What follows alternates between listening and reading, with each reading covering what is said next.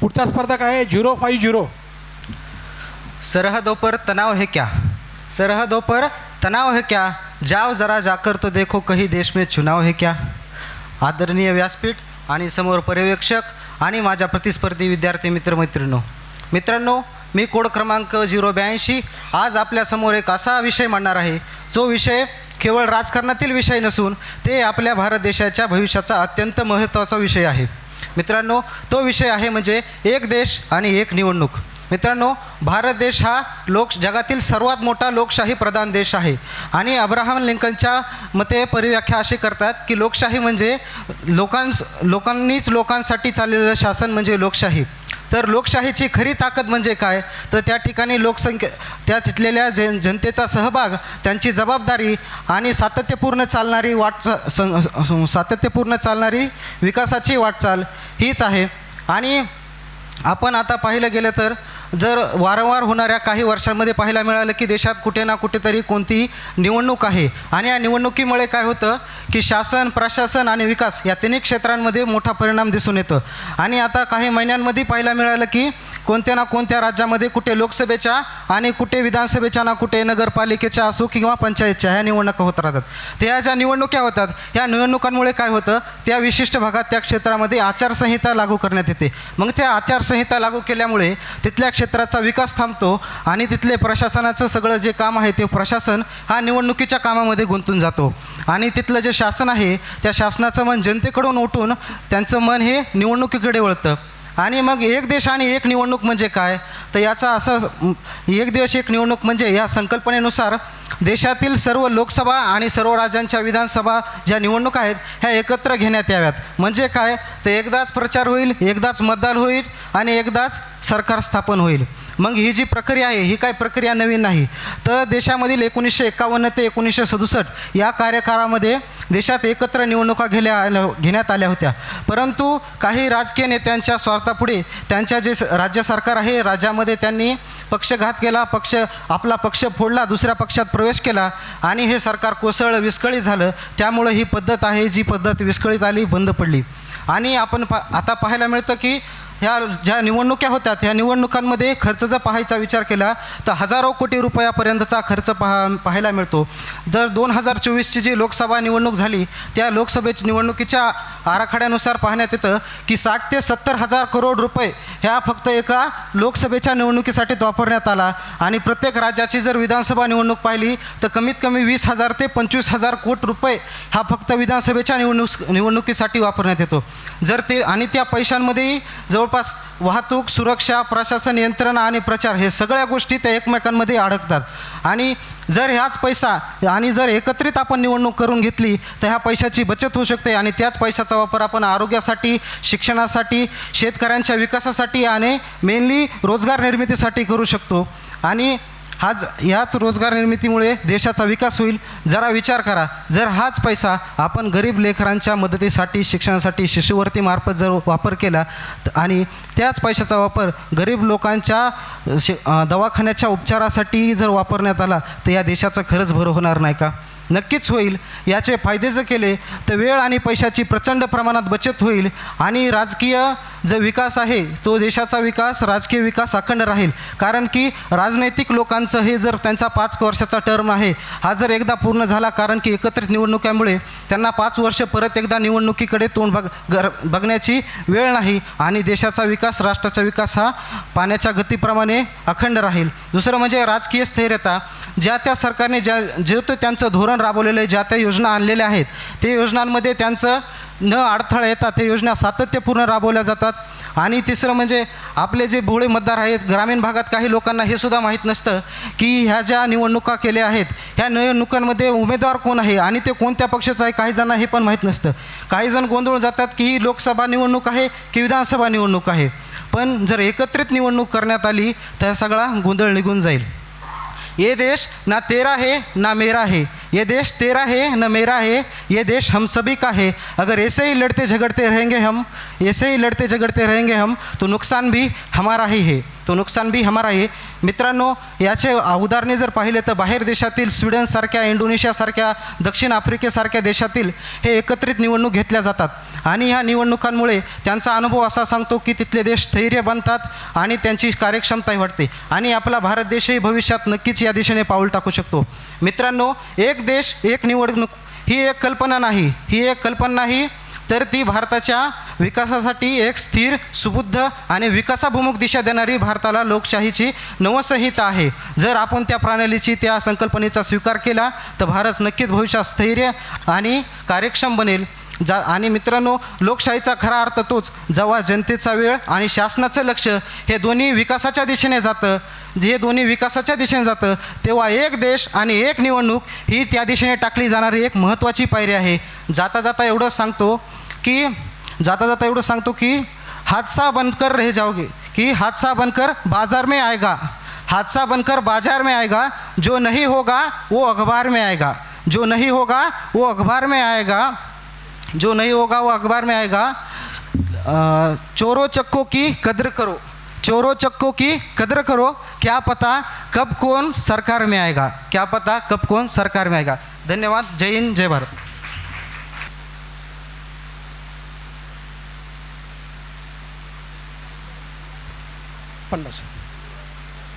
पुढचा code number आहे 04040.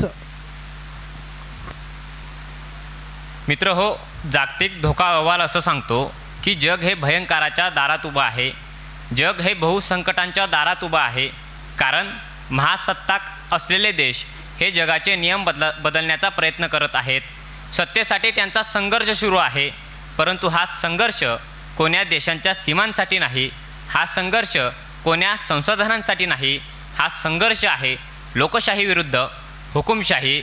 मग एकीकडे काही देश म्हणायला लागतात की तुमच्यापेक्षा आम्ही जलद गतीने निर्णय देऊ शकतो म्हणून आमची हुकुमशाही श्रेष्ठ आहे.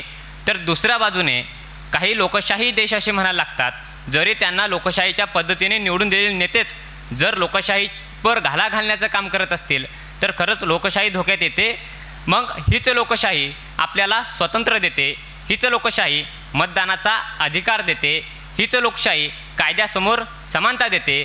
मग याच लोकशाहीचा जगाच्या पटलावरती राजकारणाच्या सत्ता संघर्षामध्ये सुरक्षित तर आहे ना, आणि या लोकशाहीचं भविष्य काय राहणार आहे आणि भवितव्य काय राहणार आहे, अगदी याच प्रश्नाचं चिंतन करण्यासाठी उभा आहे.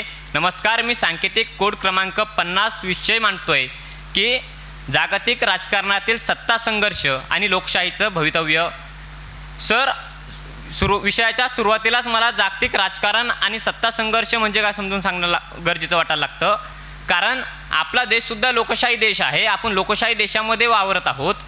आपण शेजारील राष्ट्र बघितले, नेपाळ असेल, पाकिस्तान असेल, श्रीलंका असेल, अफगाणिस्तान असेल, बांगलादेश असेल, हे यांनीसुद्धा हुकुमशाहीकडेच वाटचाल सुरू केलेली आहे. कारण जेव्हा नेपाळचे राष्ट्रपती हेलिकॉप्टरमध्ये बसून पळून जायला लागतात किंवा श्रीलंकेचे राष्ट्रपती टमाटे फेकून गायब व्हायला लागतात आणि अफगाणिस्तानवर तालिबानने घातलेला धुमाकूळ असो किंवा राज्य काबीज केलेलं असो, या साऱ्या गोष्टींचा परिणाम आपल्या देशांच्या लोकशाहीवर किंवा आपल्या देशावर काही होणार नाही ना, याचासुद्धा विचार करणं गरजेचं वाटतं. मग त्या देशांची लोकशाही कमकुवत झाली, त्या देशांची लोकशाही नष्ट होण्याच्या मार्गावर आहे. मग त्याची लक्षणं काय आहेत, त्याची कारणं काय आहेत, याचा विचार करणं गरजेचं आहे. जर ती लक्षणं किंवा कारणं लक्षात घेतली तर आपण जागतिक आणि आपल्या देशाच्या लोकशाहीचं भवितव्यसुद्धा बघू शकतो. मग जी अमेरिका आहे, ती अमेरिकेला एखाद्यानं नाही उत्तर दिलं, त्या अमेरिकेचं एखाद्या राष्ट्रानं ऐकलं नाही, तर ते अमेरिका 10%, 20%, 50%, 80%, 100% असं करून आम्ही तुमच्यावर टॅरिफ लावू असं धमकी द्यायला लागते. त्याच अमेरिकेचे राष्ट्राध्यक्ष दुसरीकडे शांततेच्या नोबेल पुरस्काराची मागणी करायला लागतात. म्हणजे अमेरिकेसारख्या महासत्ताक राष्ट्राने दुसऱ्या साध्या लोकशाही राष्ट्राला एक वर्चस्व गाजू पाहत आहे का? म्हणजे अमेरिकेसारखे महासत्ताक राष्ट्र असतील ते बाकीच्या इतर लोकशाहीला टिकवण्याचा प्रयत्न करतायत की संपवण्याचा प्रयत्न करतायत, आणि संपवण्याचा प्रयत्न करतायत तर हुकुमशाही परत आणण्याचा प्रयत्न करतायत का? हा देखील आपल्याला प्रश्न उभा राहू शकतो. इतकंच नाही तर चायनाने सुद्धा एक धोरण आणलं. त्या धोरणाने असं करण्यात आलं की जी बाकीच्या लोकशाही देश आहे, विकसनशील लोकशाही देश आहे, त्यांना कमकुवत करण्याचं काम केलं जातं. मग अब्राहम लिंकन असं म्हणतात की लोकांद्वारे लोकांसाठी लोकांनी केलेले राज्य, चालवलेले राज्य म्हणजे लोकशाही. मग आपला देशसुद्धा लोकशाही राज्य आहे. मग आपल्या देशामध्ये मतदान चोरीला जात असेल किंवा नैसर्गिक आपत्ती येत असेल किंवा तंत्रज्ञानाच्या द्वारे संविधान धोक्यात टाकल्या जात असेल, इतकंच नाही, आजच्या परिस्थितीमध्ये जातीय आणि धार्मिक ध्रुवीकरण वाढत चाललेलं आहे. म्हणून इथली राजकारणी लोक स्वतःचंच भवितव्य मजबूत करतायत की काय, आणि त्यावेळी लोकशाहीच्या भवितव्याचं काय होतं हा देखील या प्रश्न विचारला तर याचं उत्तर ते राजकारणी लोक देत नाही. कारण ज्या वेळेस पाकिस्तानातील लोक किंवा अफगाणिस्तानातील लोक भारताच्या विचारधारेवर प्रश्नचिन्ह उभा करायला लागतात ना, त्यावेळेस फक्त हे राजकारणी लोक तोंड उघडायला लागतात, विकासाच्या गोष्टीवर अजिबात बोलत नाही. आणि या भारतामध्ये सुद्धा अनेक राजकारणी लोक भ्रष्टाचार करतात. संविधानिक संस्था आहेत त्यांचा दुरुपयोग केला जातोय. म्हणजेच काय तर आपल्या भारत देशाची लोकशाही जागतिक पटलावर सुद्धा धोक्यात येत आहे, हे आपण समजून घेणं गरजेचं वाटायला लागतं. इतकंच नाही तर हेच लोकशाही आहे ती लोकांसाठी तयार केलेली आहे. मग मुळात आपण जी लोकशाही जपत आहोत किंवा आपल्या देशाला लोकशाही टिकवायची असेल आणि जे राष्ट्र असेल, लोकशाही राष्ट्र असेल, त्यांच्या लोकशाहीचं भवितव्य टिकवायचं असेल तर त्यांनी काय करणं गरजेचं आहे. तर त्यांनी भारताने तशकांद आणि शिमला करार केला, त्याने आम्हाला युद्ध नको तर बुद्ध हवा असं म्हणत शांततेचा मार्ग जोपासला. मग तशी शांततेची भूमिका जोपासणं गरजेचे आहे. इतकंच नाही, युरोपमध्ये बलासुवार या शहरामध्ये एक निसर्गाचा ऱ्हास होतोय हे जेव्हा तिथल्या लोकांना कळायला लागतं ना, त्यावेळेस ते लोक रस्त्यावर उतरतात आणि आवाज उठवायला लागतात. तेव्हा निसर्गाची भूमिका घेणं महत्त्वाची वाटायला लागते. 2025मध्ये बांगलादेशमध्ये एक आवाज उठतो, बांगलादेश उद्ध्वस्त व्हायला लागतो. तेव्हा मोहम्मद युईसाई हे असं सांगतात की जर तुम्हाला धार्मिक आधारावरती अल्पसंख्याक लोकांवर अत्याचार करायचा असेल तर मला या देशाची जबाबदारी स्वीकारायची नाही. असा नेता जर इतर लोकशाही राष्ट्रामध्ये तयार होत असेल तर नक्कीच यावर उपाय निघू शकतो. मग संत तुकाराम महाराज असं म्हणतात की रात्रंदिवस आम्हा युद्धाची प्रसंगे आंतरबाह्य मन आणि जग, म्हणजे प्रत्येक देशामध्ये युद्धाचे प्रसंग सुरू आहेत. किंवा रशिया असेल, युक्रेन असेल, आपल्या देशामध्ये घडलेला पहलगाम असेल, हे जर पुन्हा घडू द्यायचे नसेल तर आपल्याला लोकशाहीची मूल्ये जपणं गरजेचं आहे. जागतिक पातळीवर लोकशाही टिकवायची असेल तर आपल्याला मानवी विचारांना, मानवी मतांना विचारात घ्यावं लागेल आणि त्यांना जोपासावं लागेल. इतकंच नाही तर माणुसकीची गीतं गावी लागेल, ती आपण गाल आणि आपला राष्ट्र सुजलाम सुफलाम होईल. इतकाच माफक आशावाद. धन्यवाद. पुढचा स्पर्धक आहे 015 आणि हा स्पर्धक आहे 040. सर, वयाच्या 16व्या वर्षी स्वराज्याची शपथ घेऊन स्वराज्याचं तोरण बांधणारे शिवछत्रपती शिवाजी महाराज, राजांच्या जीवात वाचवण्यासाठी स्वतःच्या जीवाची पर्वा न करणारा जिवा असा सर्वांचा महत्त्वाचा युवक. सर्वात महत्त्वाचे 1857च्या लढ्यामध्ये ब्रिटिशाविरुद्ध लढ्याची ठिणगी पेटवून देणारा मंगल पांडे असो व हसत आपल्या देशासाठी फाशीवर जाणारे भगतसिंग. जर देशामध्ये क्रांती घडून आणायची असेल तर त्याची सुरुवात ही फक्त आणि फक्त युवकांपासूनच होते असे मला वाटते. सन्माननीय व्यासपीठावर विराजमान माझे प्रमुख पाहुणे, तज्ज्ञ परीक्षक व येथे आपल्या देशाच्या विकासाची भूमिका असलेले सर्व युवक, आपल्या समोरील संधी आणि आव्हाने नेमकी कोणती, आपण नेमका कोणता विचार करतो आणि आपले सर्व काही प्रश्न आहेत जे की आव्हाने आणि भूमिका यावर महत्त्वाची ठरते. त्याबद्दल या विषयाची चिकित्सा करण्यासाठी मी कोड क्रमांक 40 आपल्यासमोर विषय मांडतो, शाश्वत विकासात युवकांची भूमिका. बदलत्या परिस्थितीनुसार बदलणं हा मानवाचा उपजात स्वभावच आहे. परंतु ज्यामुळे हा बदल घडतो त्या बदलामागे कोण ना कोणतरी असतं. मग यामागे युवकांची भूमिका काय असायला हवी तर ऐका. ज्याप्रमाणे काळविटाचं सामर्थ्य त्याच्या पायात असतं, ज्याप्रमाणे वाघाचं सामर्थ्य त्याच्या दातात असतं, ज्याप्रमाणे एका गरुडाचं सामर्थ्य त्याच्या पंखात असतं, त्याप्रमाणे एका राष्ट्राचं सामर्थ्य त्या राष्ट्रातील युवकांतच असतं, त्या राष्ट्रातील युवकांतच असतं. युवक म्हणजे कोण हे समजून घ्यायचं असेल तर आपल्याला सर्वप्रथम स्वामी विवेकानंदांकडे बघावं लागते. स्वामी विवेकानंद एक थोर उपकार, त्यांचे एक मी प्रसंग तुम्हाला सांगतो. एक प्रसंग असा की ते वर्तमानपत्र वाचत होते. त्या वर्तमानपत्रामध्ये अशी बातमी आली की एक शिकागो येथे धर्म परिषद भरणार आहे. मग या धर्म परिषदेसाठी मी माझ्या देशाचं, माझ्या धर्माचं नेतृत्व करावं यासाठी मी पुढाकार घेईल असं स्वामी विवेकानंदांना वाटलं. मग ते पुढाकार घेण्यासाठी तयार झाले, परंतु परवानगी घ्यायची कुणाची हा सर्वात मोठा प्रश्न होता. पण त्यांच्या वडिलांचे तर निधन झालते. मग त्यांना आठवण झाली माता शारदेची. ते त्यांच्या गुरु होत्या. ते लगेच त्यांच्याकडे गेले. माता शारदा भाजी चिरत होत्या. ते भाजी चिरत असतानाच स्वामी विवेकानंदांनी त्यांना ही बातमी सांगितली की शिकागो येथे धर्म परिषद भरणार आहे आणि माते मला माझ्या धर्माचं प्रतिनिधित्व करायचं आहे, तुम्हाला परवानगी दे. तेव्हा गुरुमाता काहीच बोलल्या नाहीत. त्यांनी त्यांच्या हातातील सुरी घेतली आणि ती स्वामी विवेकानंदाकडे फेकली. तेव्हा स्वामी विवेकानंदांना त्या म्हणाल्या की ती सुरी मला आणून वापस दे. स्वामी विवेकानंदांनी ती सुरी त्यांच्याकडे दिली. तेव्हा गुरुमाता म्हणाल्या की तू धर्माचं प्रतिनिधित्व करण्यासाठी जाऊ शकतोस. तेव्हा स्वामी विवेकानंद गोंधळले आणि ते म्हणाले, माते जेव्हा मी तुला हा प्रश्न विचारला होता की मी जाऊ शकतो का, तेव्हा तू काहीच बोलली नाहीस. आणि जेव्हा मी तुझ्याकडे सुरी आणून दिली तेव्हा तू कसं काय म्हणालीस की तू जाऊ शकतोस. तेव्हा गुरुमाता म्हणाल्या, बाळा तू युवक आहेस, तुझ्यामध्ये या जगाचं दुःख पोटामध्ये सामावून घेण्याचं सामर्थ्य निर्माण झालंय. कारण त्या सुरीचं टोक तुझ्या पोटाकडे होतं आणि ना की ते सुरीचं टोक तुझ्या पोटाकडे असल्या कारणाने तू कोणताही विचार केला नाहीस. तू धर्माचं नेतृत्व क्षमतेने करू शकतोस. युवक कोण असतो? युवक तोच असतो जो की धर्मासाठी लढू शकतो. युवक जो असतो की दुःख, जगाचं दुःख, राष्ट्राचं दुःख आपल्या पोटामध्ये सामावून घेऊ शकतो. स्वामी विवेकानंद म्हणतात, arise, awake and goal achieve, do not to still go, म्हणजे गोल अचीव होत नाही तोपर्यंत आपण लढतच राहायचं.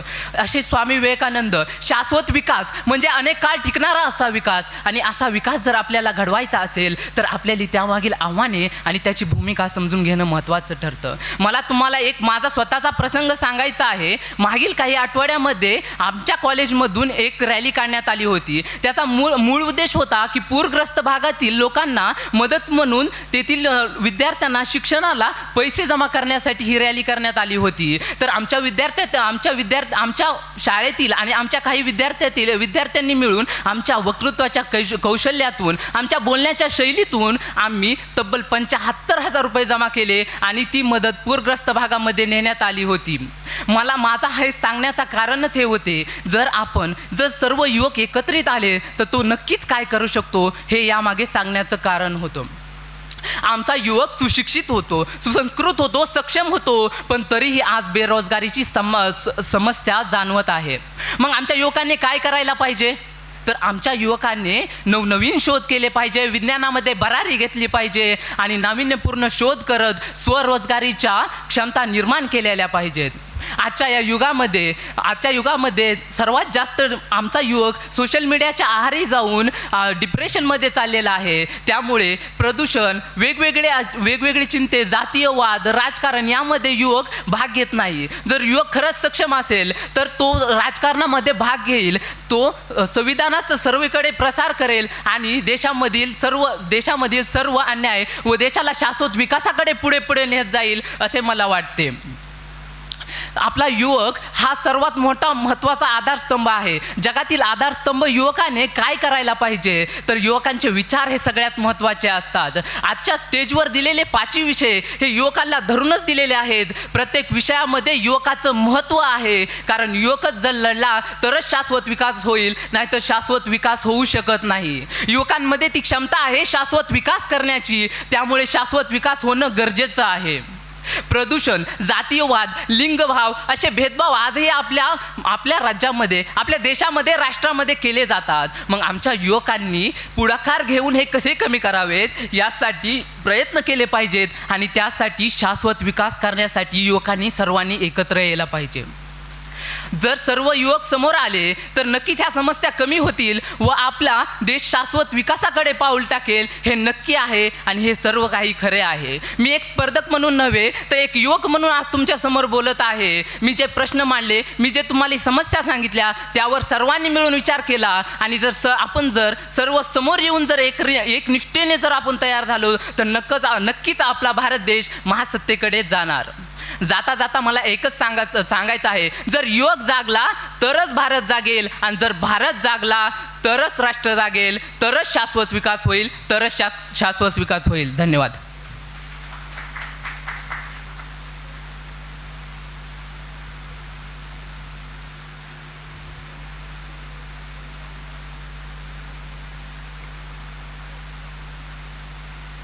पुढचा स्पर्धक आहे 014 14.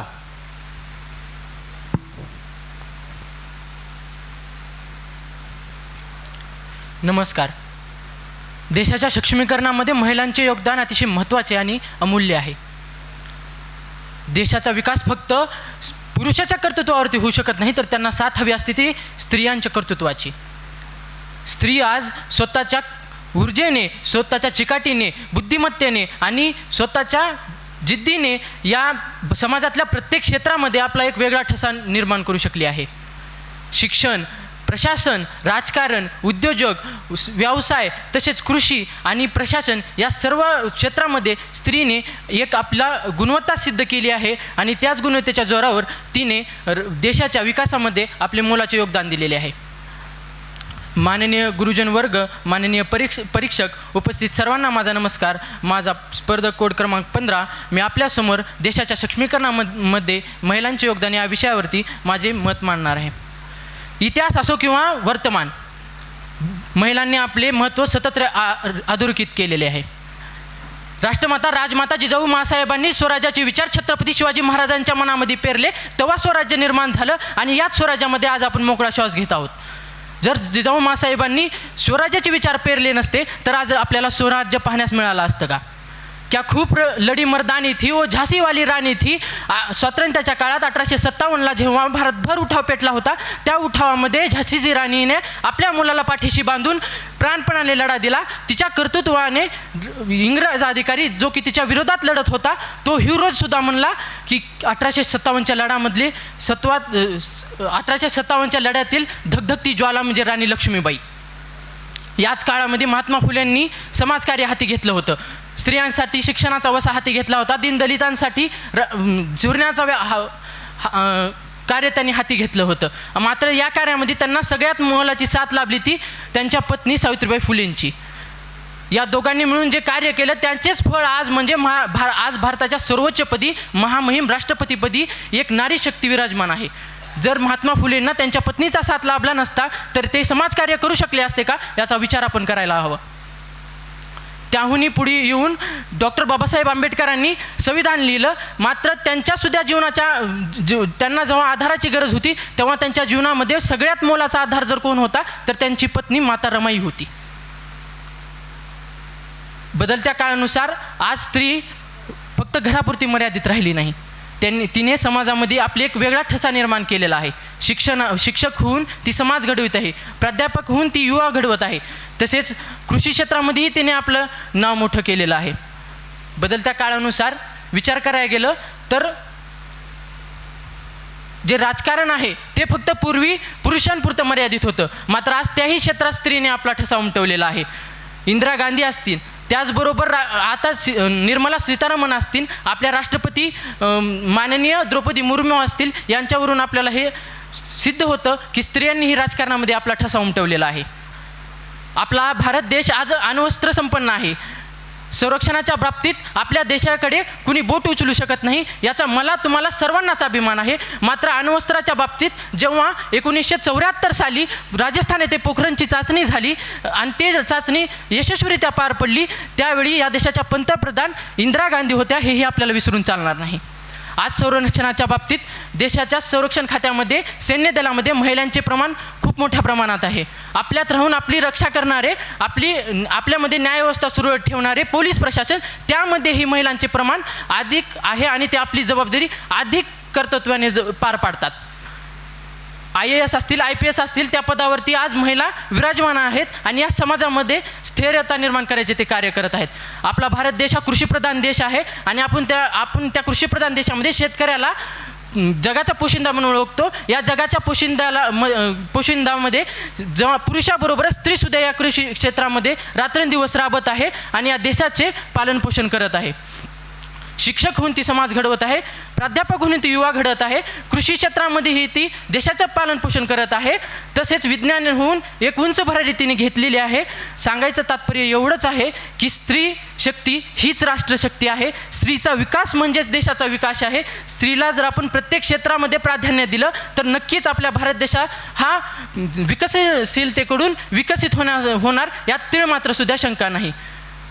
मला याचवरती 4 ओळी तुमच्या स्त्री शक्तीसाठी बोलाव्यासं वाटतात. तू स्वराज्याची तळपती तलवार, तू स्वराज्याची तळपती तलवार, तू स्वातंत्र्याची धारधार ललकार, तूच आजच्या भारताचा आधार आणि उद्या निर्माण होणाऱ्या विकसित भारतसुद्धा तुझ्याच कर्तृत्वाने निर्माण होईल, हे मला इथं सांगावंसं वाटतं.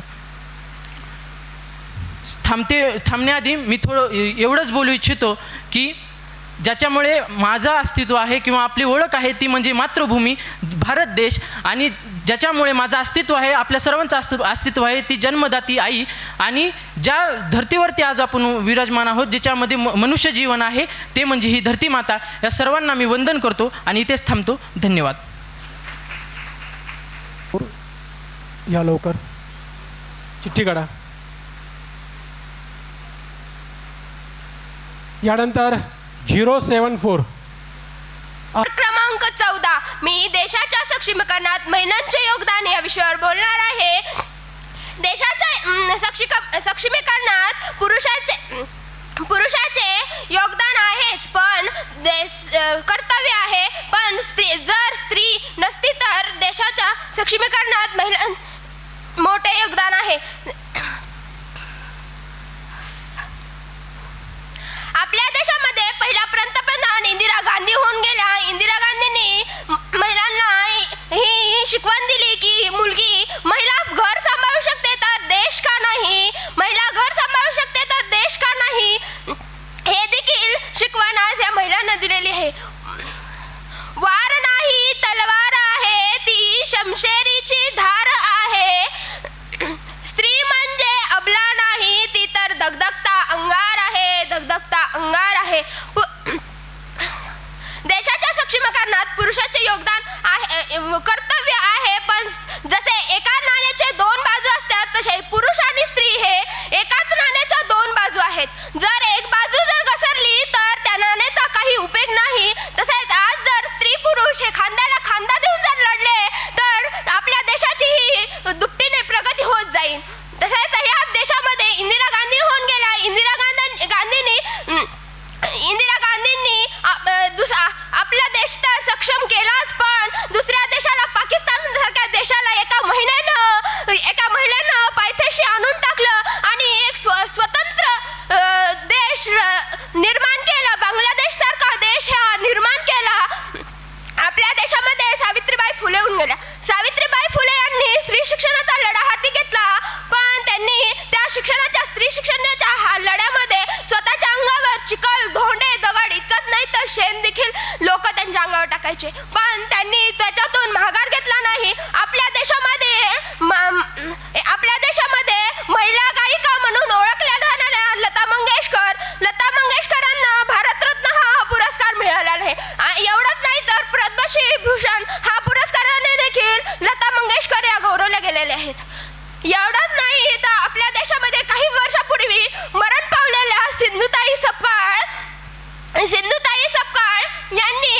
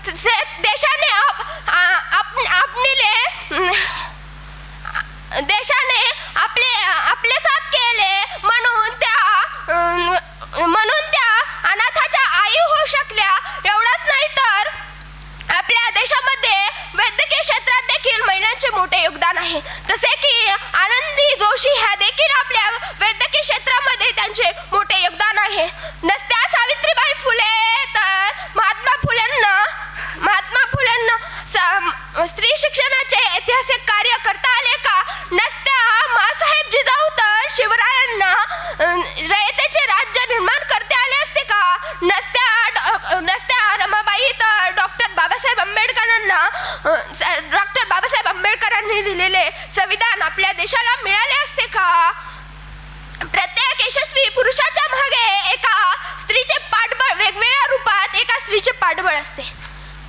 आज स्त्री पुरुषाच्या बरोबरीनेच नाही तर पुरुषाच्या पुढे जाऊन आपल्या देशाला सक्षमीकरणात मोठे योगदान देत आहे. एवढंच नाही तर शिक्षण व नोकरी या दोन्ही क्षेत्रात स्त्री पुरुषाच्या बरोबरीने स्थान मिळवत आहे. स्त्री पुरुषाच्या बरोबरीने स्थान मिळवत आहे. पूर्वी काळी फक्त पुरुष कमावता धंदा नोकरी करायचा, पण आता तशी परिस्थिती राहिलेली नाही. स्त्री ही गाडीच्या चाकाप्रमाणे पुरुषाच्या बरोबरीने करिअर करून, नोकरी करून, धंदा व्यवसाय रोजगार करून आज स्त्री समाजाला, कुटुंबाला, घराला नाही तर समाजाला देखील एक सौंदर्य देत आहे, आर्थिक सौंदर्य देत आहे. एवढंच नाही तर स्त्री अशी कोणते क्षेत्र उरले नाही की ज्या क्षेत्रामध्ये स्त्रीचे योगदान, स्त्री स्वतःचे कर्तृत्व करू शकली नाही. धन्यवाद.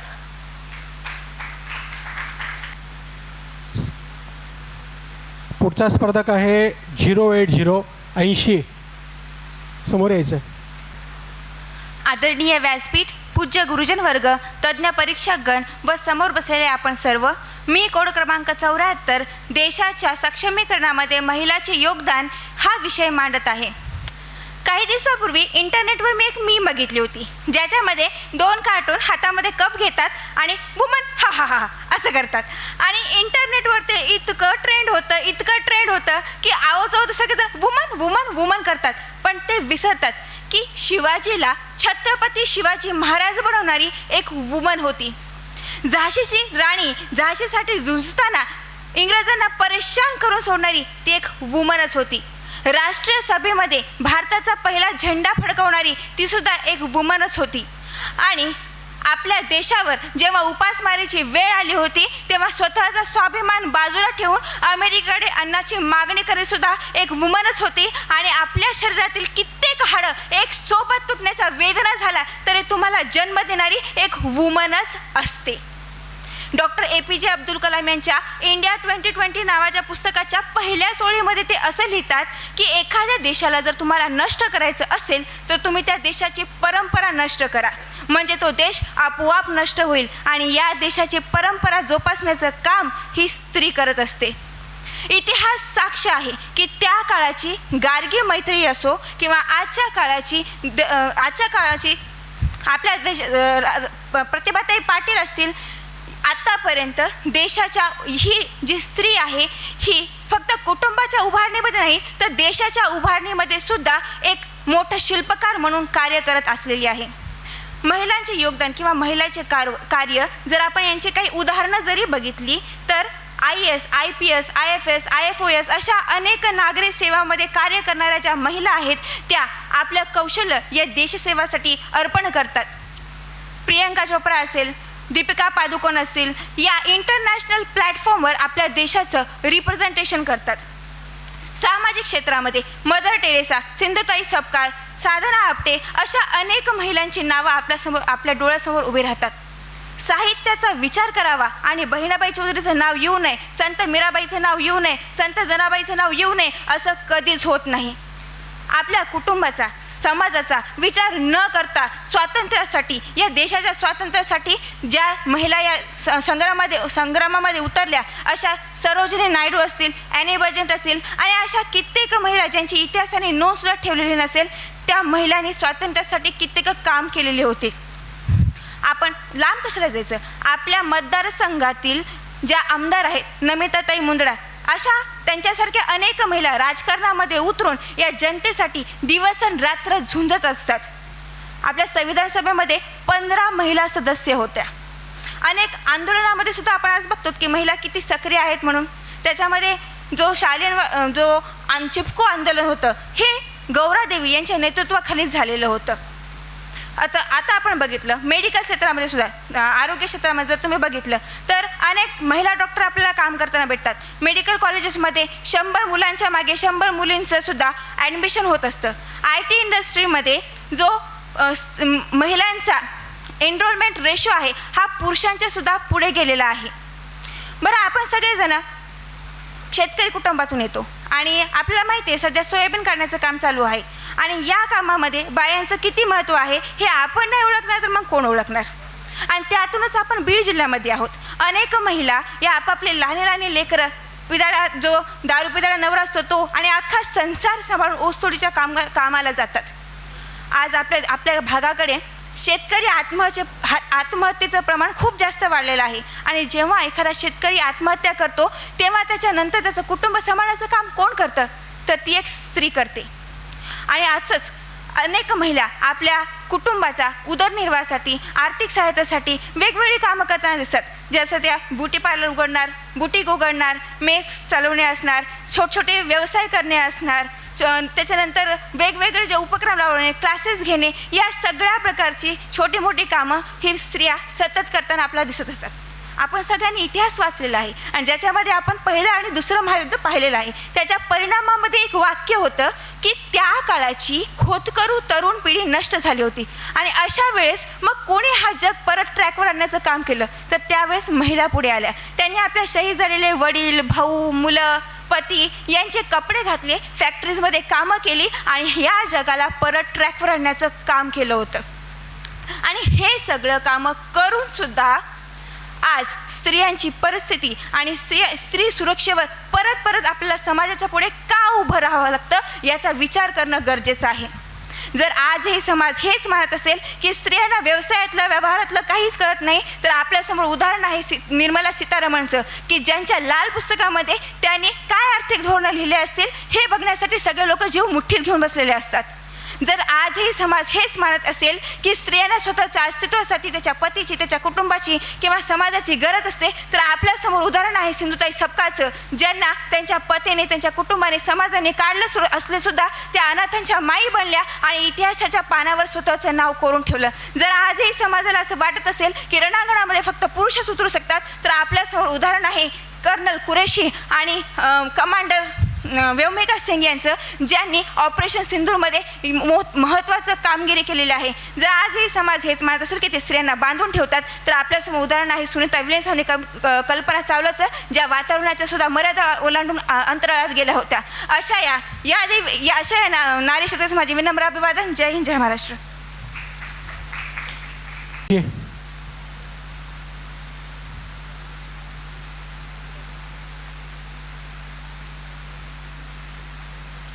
पुढचा स्पर्धक आहे 119 119 आहेत का? ओके, समोर या.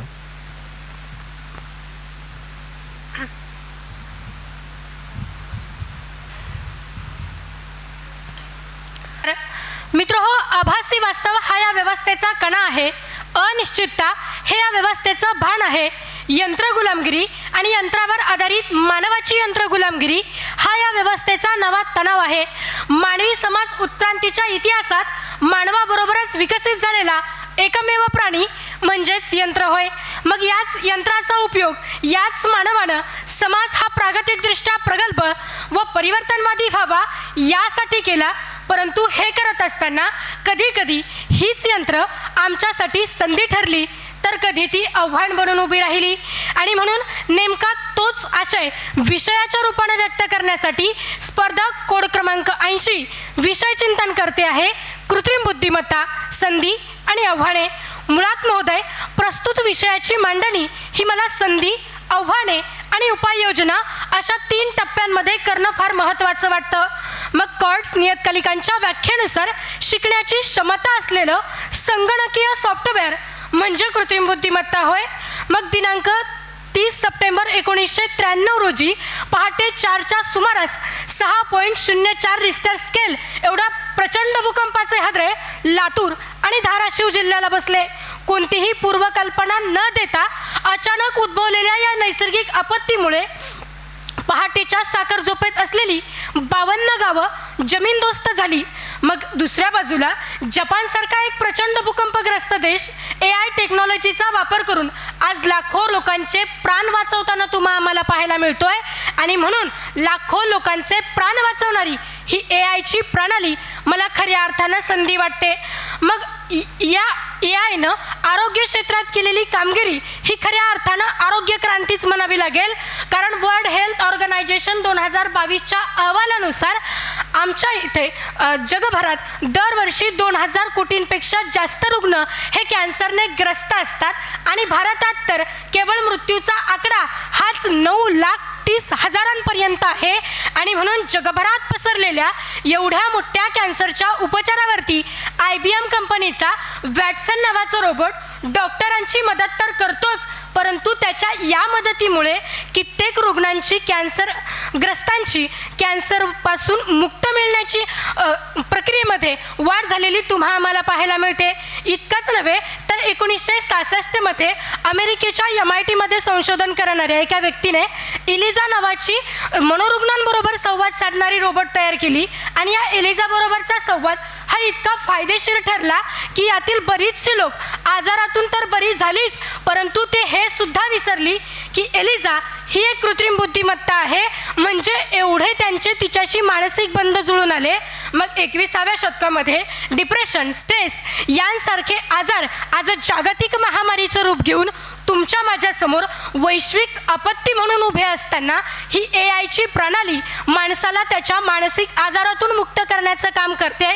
इतकंच नव्हे तर हॅलो अलेक्सा ते ओके गुगल म्हणत आम्ही चंद्रापर्यंतचा प्रवास हा AI टेक्नॉलॉजीद्वारे साध्य केला आहे. आणि म्हणून ही AIची प्रणाली ही भारताच्या शाश्वत विकासासाठी एक संधीच म्हणावी लागेल. इतकंच नव्हे तर मायक्रोसॉफ्ट कंपनीनं AI फॉर फार्मर्स नावाचा एक प्रकल्पाद्वारे AI टेक्नॉलॉजीचा वापर करून ड्रोनद्वारे पीक पाहणी, माती निरीक्षण, फवारणी यांसारख्या तंत्रज्ञानाचा उपयोग करून हवामानाचा अचूक अंदाज देऊन शेतकऱ्यांची मदत करत स्मार्ट शेतीची एक नवी संकल्पना आमच्या समोर मांडली. पूर्वीच्या नोकऱ्यांमध्ये बदल करून आता data scientist, AI engineering, machine learning यांसारख्या नव्या रोजगाराच्या संधीसुद्धा आम्हाला उपलब्ध करून दिल्या जात आहेत. आणि म्हणूनच इस्रोचे माजी अध्यक्ष तथा NEP 2020चे अध्यक्ष डॉक्टर K. कस्तुरीरंगन असं म्हणतात की AI is the critical tool for transforming education, agriculture and governance in India. परंतु हे सगळं असं जरी असलं तरीसुद्धा दिनांक 25 ऑक्टोबर 2017च्या संध्याकाळी जगप्रसिद्ध तंत्रज्ञ एलन मस्क आणि सोफिया यांच्या दरम्यान झालेल्या मुलाखतीमध्ये कृत्रिम बुद्धिमत्तेमुळे निर्माण होणाऱ्या भवितव्याबद्दल चिंता व्यक्त केली असता जर तुम्ही माझ्याशी चांगलं वागलात तर मीही तुमच्याशी चांगलंच वागेल या सोफियाच्या जर तरच्या वाक्यामुळे कृत्रिम बुद्धिमत्ता असलेली मानवनिर्मित यंत्र एक दिवस मानवाचाच घात करतील अशी स्टीफन हॉकिंगनी वर्तवलेली भीती वर्तमानात खरी ठरते की काय अशी शंका निर्माण झाली. कारण मुळातच AI हे जॉबमध्ये मदत म्हणून आलेलं, पण सद्यस्थितीमध्ये माहिती तंत्रज्ञान, आरोग्य, शिक्षण, शेती, व्यापार, बँकिंग अशी जवळजवळ सर्व क्षेत्र कृत्रिम बुद्धिमत्ता ही एकच यंत्रणा काबीज करते आहे. आणि त्यामुळे अमेरिकेच्या ऑक्सफर्ड विद्यापीठातील प्राध्यापकांच्या संशोधनानुसार एकूण रोजगारापैकी जवळजवळ 47% रोजगार हे कृत्रिम बुद्धिमत्तेच्या हातात गेलेले असतील. आणि त्यामुळे रोजगाराच्या नव्या संधी उपलब्ध करून देणं हे आमच्या समोरचं फार मोठं आव्हान ठरणार आहे. हार्वर्ड लॉ स्कूलचे प्रोफेसर झेब्रिल यांच्या म्हणण्यानुसार कृत्रिम बुद्धिमत्तेमुळे भविष्यात नीतिमूल्यांशी संबंधित आव्हाने तयार होतील. कारण प्रामाणिकपणा, निष्ठा या गोष्टी संगणकामध्ये कधीही येऊ शकत नाहीत. आज AI टेक्नॉलॉजीचा वापर हा शिक्षण क्षेत्रामध्ये केला जातोय, पण तो तसा झालाच तर मला वाटतं liquid is converted into gas एवढा आम्हाला समजेलही, पण वॅटला समजलेली वाफेची शक्ती या विद्यार्थ्यांना समजणार नाही. कारण मानवी शिक्षणातून सृजनशीलता जन्मते, सृजनशीलतेतून विचार जन्मतात, विचारातून ज्ञान जन्मतं आणि या ज्ञानाला कुठंतरी हा विद्यार्थी मुकलेला असेल. परंतु जर भविष्यामध्ये क्षेपणास्त्र युद्धांमध्ये या AI टेक्नॉलॉजीचा वापर केला तर त्यावरती प्रतिबंध घालणं हे सुद्धा आमच्या समोरचं फार मोठं आव्हान ठरणार आहे. परंतु हे सगळं असं असताना सुद्धा ग्रीक तत्ववेत्ता हिरोक्लेटस असं म्हणतो की the change is only constant. म्हणजे काळानुरूप होणाऱ्या बदलांना सामोरं जाणं आणि त्या बदलांचा स्वीकार करणं हे मानवाला अपरिहार्य आहे. परंतु त्या बदलांचा स्वीकार करत असताना मला वाटतं तो पूर्ण तयारीनिशी केला जावा हेही तितकंच महत्त्वाचं आहे. आणि म्हणून कृत्रिम बुद्धिमत्तेकडे कल वळत असताना मानवाची नैसर्गिक बुद्धिमत्ता लोप पावणार नाही ना याचाही विचार होण्याची गरज आहे. आणि आणि कृत्रिम बुद्धिमत्तेचा मर्यादित वापर करून केला जावा. एवढाच एक माफक आशावाद. मनपूर्वक धन्यवाद. पुढचा स्पर्धक आहे 032 32. कोण आहे? 32. मित्रांनो, 7 मे 2025 रोजी पहलगाम हल्ल्यामध्ये भारताने प्रत्युत्तर करताना कर्नल सोफिया आणि विंग कमांडर योमिका सिंग यांनी दिलेले योगदान. तर आत्ताच 2 दिवसापूर्वी म्हणजेच 10 ऑक्टोबर 2025 रोजी नोबेल पीस प्राईजचे डिस्ट्रीब्युशन झाले. तेव्हा ते डिस्ट्रीब्युशन एका महिलेला मिळाले. तर ते महिलेला का मिळाले? तर त्याचं कारण म्हणजे त्या महिलेने त्या देशाच्या लोकशाहीमध्ये दिलेले योगदान. तर मित्रांनो, या अशी सिच्युएशन पाहताना मला प्रश्न पडतो की ह्या महिला नेमकं आपल्या देशाच्या सक्षमीकरणात योगदान देतात कसं. म्हणून मित्रांनो, मी स्पर्धक क्रमांक 119 तुमच्यासमोर विषय मांडतोय, देशाच्या सक्षमीकरणात महिलांचे योगदान. तर मित्रांनो, नेमकं सक्षमीकरण म्हणजे काय? तर त्याच्यात देशाचे सक्षमीकरण म्हणजे काय? तर देशाचे सक्षमीकरण म्हणजे सर्वांगीण विकास.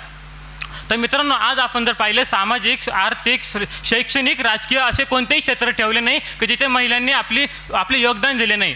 सर आणि मित्रांनो, तुम्हालाही माहीत आहे, मलाही माहीत आहे, सगळ्या जगाला माहिती आहे की महात्मा गांधीमुळे व त्यांच्या सहकार्यामुळे आपल्या देशाला स्वातंत्र्य मिळाले. आणि हो, हे खरे आहे, महात्मा गांधीमुळे व त्यांच्या सहकार्यामुळे आपल्या देशाला स्वातंत्र्य मिळाले. परंतु महात्मा गांधींना साथ देणारी, महात्मा गांधींच्या खांद्याला खांदा देऊन प्रत्येक चळवळीमध्ये भाग घेणारी, तर एवढेच नाही तर महात्मा गांधी जेव्हा तुरुंगामध्ये जेलमध्ये असतात तेव्हा ती स्वतंत्र चळवळ पुढे चालवणारी आपण कस्तुरबा गांधीचे योगदान समजून घेतले पाहिजे. कारण जोपर्यंत आम्हाला कस्तुरबा गांधींचे योगदान समजणार नाही तोपर्यंत आम्हाला या भारत देशाच्या सक्षमीकरणात महिलांचे योगदान आहे हे कदापि समजणार नाही. त्यासाठी आम्हाला ही कस्तुरबा समजणे गरजेचे वाटते. एवढेच नाही तर ज्यांनी आपल्या भारत देशाला उत्कृष्ट प्रकारचे असे संविधान तयार करून दिले असे भारतीय राज्यघटनेचे जनक डॉक्टर बाबासाहेब आंबेडकर यांचे योगदान आपल्याला दिसतात. परंतु त्यांना जेव्हा उच्च शिक्षणासाठी अमेरिकेला जायचे असते तेव्हा त्यांना साथ देणारी व अशा कठीण परिस्थितीमध्ये संपूर्ण घरादाराची जिम्मेदारी आपल्या खांद्यावर घेणारी रमाबाईचे योगदान आपल्याला विसरता कामा नये. एवढेच नाही तर 1975-77 साली जेव्हा भारतामध्ये आणीबाणी घोषित करून मूलभूत नागरी हक्क निलंबित करून प्रसारमाध्यमावर निर्बंध लावणारी ही सक्षम स्त्री म्हणजे आपल्या पंतप्रधान इंदिरा गांधीच होत्या. तर एवढ्याच नाही, त्या एकमेव महिला पंतप्रधान आहे की त्यांनी जास्त काळ हाही पंतप्रधान पद भूषवले आहे. म्हणून या भारतीय नारीचे महत्त्व, या भारतीय नारीचे योगदान आम्हाला समजून घेणे महत्त्वाचे वाटते. आता तुम्ही म्हणत असाल तर भारतीय नारी म्हणजे काय? तर मित्रांनो, भारतीय नारीलाच आपण इंग्लिशमध्ये इंडियन मदर म्हणतो. आणि इंडियन मदरच म्हणजे आल्या गेलेल्यांचा आदर, सासू सासऱ्यांची कदर. आल्या गेलेल्यांचा आदर, सासू सासऱ्यांची कदर जी घेते नोमी डोक्यावर पदर, तिलाच म्हणतात इंडियन मदर. आणि आणि खऱ्या अर्थाने ती इंडियन मदरचे योगदान आपण समजून घेणे महत्त्वाचे आहे. सर, मी मानतो की बदलत्या काळानुसार सर्वांना बदलावे लागते. जसे की महिलांच्या डोक्यावरचा पदर गेला, परंतु जी महिलांमध्ये चिकाटी होती, जी महिलांमध्ये देशाबद्दल प्रेम होते, जी भावना होती, जी ऊर्जा शक्ती होती, ती अजूनही जिवंत आहे. त्याचे जर जिवंत उदाहरण द्यायचे ठरले तर ऑपरेशन सिंदूर, भारताने केलेले ऑपरेशन सिंदूरमध्ये कर्नल योमिका कुरेशी व wing commander colonel Sofiya Qureshi व विंग कमांडर योमिका सिंग यांचे योगदान आपल्याला समजून घेणे महत्त्वाचे वाटते. एवढेच नाही तर मित्रांनो, आपला भारत देश हा संतांची भूमी म्हणून ओळखला जाणारा भारत देश आहे. तर या भारत देशाने अनेक संतांना जन्म दिलेला आहे. तर ह्या अनेक संतांमध्ये जर पाहिले, ज्ञानेश्वर माऊलींचे योगदान जर पाहिले तर त्या ज्ञानेश्वर माऊलींना कधी आईसारखे प्रेम करणारी तर कधी बहिणीसारखे माया देणारी व आपल्या अभंगातून संपूर्ण समाजाला एक नवी दिशा देणारी व ताटी उघडा ज्ञानेश्वरा व वेळेप्रसंगी ताटी उघडण्यास भाग पाडणारी मुक्ताईचे योगदान आपल्याला समजून घेणे महत्त्वाचे ठरते. तर एवढेच नाही, रेल्वेमध्ये भीक मागणारी स्त्री तर थेट राष्ट्रपतीच्या हस्ते पुरस्कार प्राप्त करणारी स्त्री जेव्हा आम्हाला सिंधुताई सपकाळच्या नजरेत दिसते तेव्हा आम्हाला खरंच कळते की आमच्या या भारत देशामध्ये महिलांचे योगदान आहे. आणि परंतु काय झालेलं आहे की आपल्या भारत देशाच्या सक्षमीकरणात महिलांचे योगदान आहे, परंतु त्यांना पाहण्याची दृष्टी, आपली मानसिकता बदललेली आहे. जर आपण ती मानसिकता बदलून जर त्यांचे सक्षमीकरणाकडे पाहिले तर खरं अर्थाने आपल्याला म्हणता येईल की माझ्या भारत देशाच्या सक्षमीकरणात महिलांचे योगदान हे आहे. तर तर मित्रांनो, आपल्या भारत देशाला एक नवीन रत्न प्राप्त झाली म्हणजे शीतल देवी. तिला जन्मतच हात नसताना तिने झाडावर चढून आपले स्नायू बळकट केले व धनुष्यबाण सारखे कौशल्य प्राप्त करून भारतासाठी कांस्य पदक जिंकवले. तिचेही महत्त्व आपण घेणे महत्त्वाचे वाटते. तिचेही योगदान या भारतासाठी महत्त्वाचे आहे असे मला वाटते. आणि एवढे बोलून मी माझे 2 शब्द संपवतो. धन्यवाद.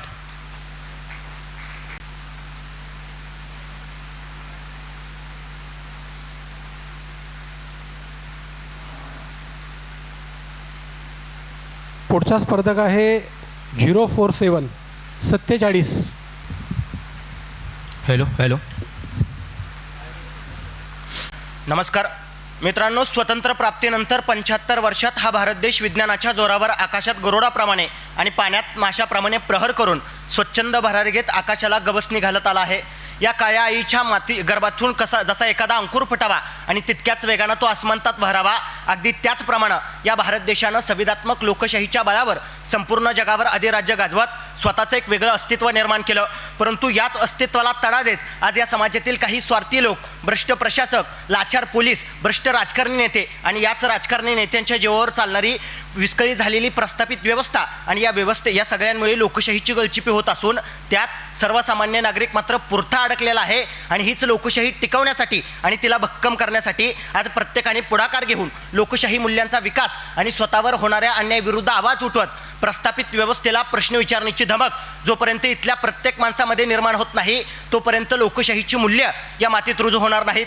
कधी काळी जग म्हणत होतं की 20वे शतक हे लोकशाहीचं शतक आहे, परंतु आज आम्ही 21व्या शतकात असताना सुद्धा मनाला प्रश्न विचारतो की आजची लोकशाही खरंच शक्तिमान आहे का फक्त ती सत्ता संघर्षापुरती उरलेली आहे.